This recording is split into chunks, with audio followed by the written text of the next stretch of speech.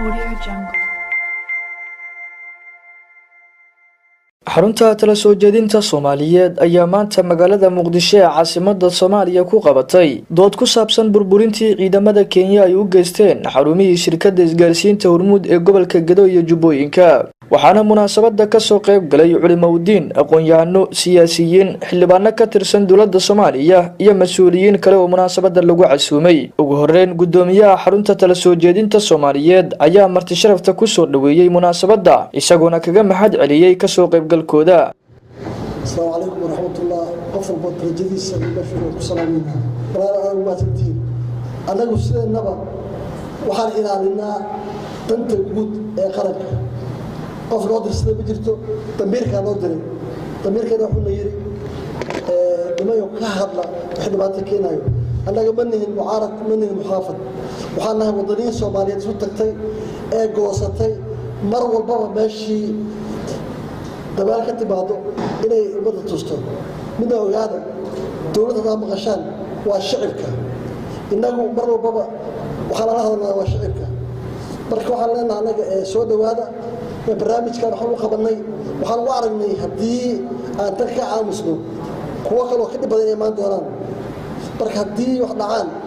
وحنا قدر هدي مرة نقول خيريو وحمود دائما ماشي دبولي كان وجات كده وحيا مركب هدي مات شركة على صور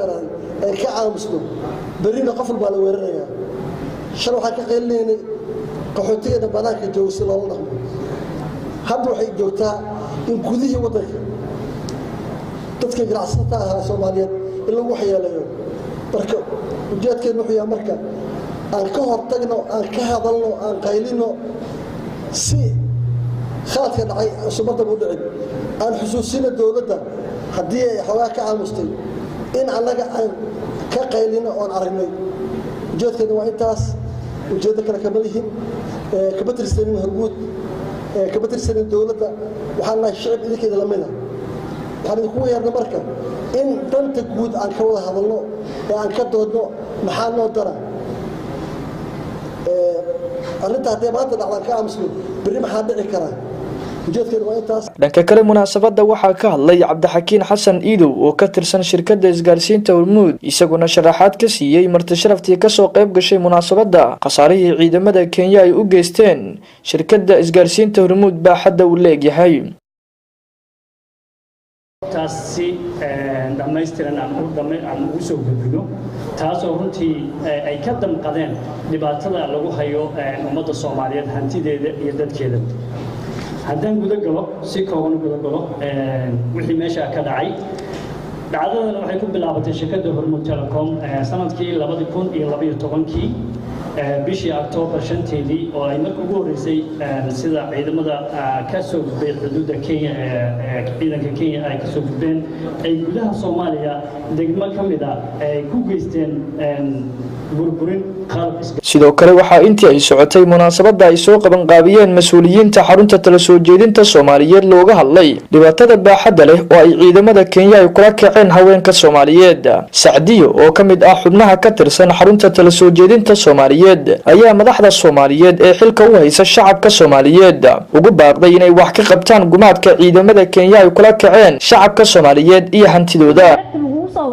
hantidaadi oo dadka shacabka ay dadku u ahayd oo dal u ahayd oo maanta ay u joogto hortooda hadii lagu xumeeyo aad ka hadli karin ama aad ka hadlayso iska yara gaabinayso arimaha kale ka weyn way xanuun badan tahay ugu dambeyn munaasabada waxaa ka hadlay xildhibaan Cabdicasiis Cilmi oo ka tirsan guddiga isgaarsiinta baarlamaanka Soomaaliya waxaana uu ugu baaqay dawladda Kenya inay wax ka qabato dhibaatada ciidamadeedu ay u geysteen xarumaha shirkadda isgaarsiinta Hormuud iyo shacab Soomaaliyeed oo aan waxba galabsan cid kasta oo ka dambaysa waxaan leenahay tallaabo sharci ah laga qaado dawladda Kenya waxaan ka codsanaynaa inay tallaabo sharci ka qaado cid kasta oo ka dambeeyay maxuu ahay dudumintan iyo maaragtay dhaqaale curyaamintan iyo baahida dadka loo dilayo runtii ummadda Soomaaliyeed meel kasta ay joogaan waxaan leeyahay haddaad isku xiraataan oo aad maaragtay idinku maaragtay isu danqataan waxaa la gaari karaa guul maanta waxaa laga hadlayaa waa xarumo yar laakiin waxaa dhici karta kuwa kale inay ku soo biiraan waxaa dhici karta dad kale inay ku soo biiraan gabadha hadday ka hadashay waxay tiri maxaa la yiraahdaa haddii hal meel aan laga hadlin meelaha kale hadda way iman karaan marka qof walba maalintii ku timaado inay ka hadasho ma aha si wada jir ah waa inaan uga hadalnaa salaamnimaduna waxay leedahay rasuulka calayhi salaatu wasalaam xadiiskiisa waxa uu ahaa ummadda macnii islaamku waa hal jir halkaas jir haddii qofku maanta far laga hayo ummadda macnii inta kale inay xanuunsataan macnii waajib ku ah annaga waxaa waajib nagu ah ummaddaas dhibaataysan inaan la dhibaataysannaha maaragtay aan la xanuunsanayno waxaan kusoo gabagabeynayaa